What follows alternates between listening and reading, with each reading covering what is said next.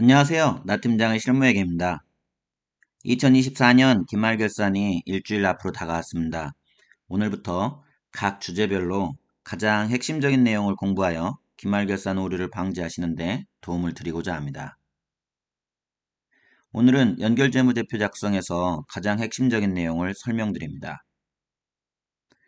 연결회계 핵심 1은 매년 연결결산 시 연결재무제표 작성은 항상 백지 상태에서 처음부터 다시 시작한다는 것입니다. IFRS 실무회계 제18장 3절의 내용을 자세하게 설명하고 있습니다. 개별재무제표에서는 새로운 거래에 대해서 한번 회계 처리하면 그 회계 처리는 그 이후 기간에 다시 회계 처리하지는 않습니다. 기계장치를 취득하여 감가상각하는 경우 취득한 첫 해에 차변에 기계장치 100, 대변에 미지급금 100 회계 처리하고 매년 말 감가상각비를 1년치를 합니다. 취득 시에 차변의 기계장치 100으로 취득 회계 처리한 것에 대해 그 이후 년도에 다시 회계 처리하지 않습니다.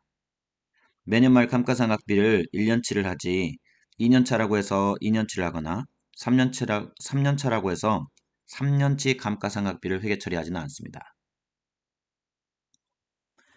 그러나 연결재무제표 작성 시 연결조정분계는 항상 마치 처음 하는 것처럼 누적적으로 분계를 다시 합니다. 연결재무제표 작성 1단계는 모회사 재무제표와 자회사 재무제표를 각 계정별로 단순 합산하는 것입니다. 연결재무제표 작성 2단계는 투자자본 상계 제거 분계인데요. 모회사 투자 주식과 자회사 취득 시점의 모든 자본 계정 금액을 서로 반대편에 분계를 해서 없애주는 것입니다. 이런 투자자본 상계 제거 분계는 모회사가 자회사를 설립 또는 취득한 첫 해에만 분계를 하는 것이 아니고 매년 말 연결 결산을 할 때마다 항상 같은 분계를 다시 합니다. 이유는 다음과 같습니다.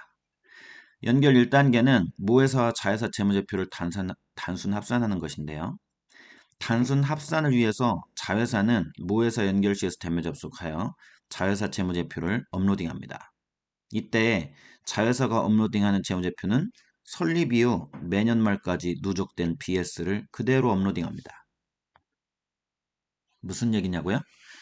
연결을 위해서 자회사가 취득 첫 해에는 첫 해년도 BS를 업로딩하고 취득 이후 둘째 년도에는 첫 해년도 이후에 발생한 거래만으로 작성한 BS, 즉 Incremental BS, 증분 BS를 업로딩하는 것이 아닙니다. 설립 이후 매년 말까지 누적된 BS를 있는 그대로 업로딩합니다. 따라서 자회사 취득 이후 첫 해에 자회사가 BS를 업로딩했을 때 연결조정분계로 자회사 BS상 자본총계에 대해 투자자본 상계 제거 분계를 입력하여 없애주는 분계를 했다고 하더라도 그 이후 둘째 년도에 연결 시 자회사는 또 설립 이후 누적 BS를 있는 그대로 업로딩하므로 자본총계가 또 있는 그대로 업로딩됩니다. 따라서 투자자본 상계 제거를 또 해주어야 합니다. M&A로 모회사가 타회사 주식을 취득하여 자회사로 연결하기 시작하는 경우 자회사 BS는 토지, 건물, 기계장치 등이 역사적 원가주의에 따라 취득원가로 되어 있습니다. 그러나 모회사는 M&A로 취득 시 시가를 주고 취득하였으므로 각 자산별로 시가와 장부가액의 차액만큼을 연결 조정분계를 통해 계정별 금액에 가산을 한 후 잔존 대용 연수 동안 상각을 하게 됩니다. 1.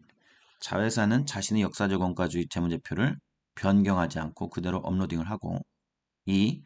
모회사가 자회사 재무제표의 계정별 시가와 역사적 원가주의, 즉 장부가액이죠. 장부가액과의 차액을 증액시키는 조정을 합니다. 3.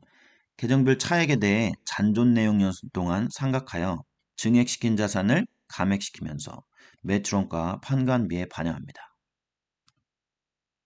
그런데 투자차액 상각분계는 인수 시점부터 항상 미상각 잔액이 아닌 총액을 평가 증시킨 후 누적하여 제거하므로 1년 차에는 1년치를 생각하지만 2년 차에는 그해 1년분만 생각하는 것이 아니라 2년간 누적 상각액을 인식하는 분계를 해야 합니다.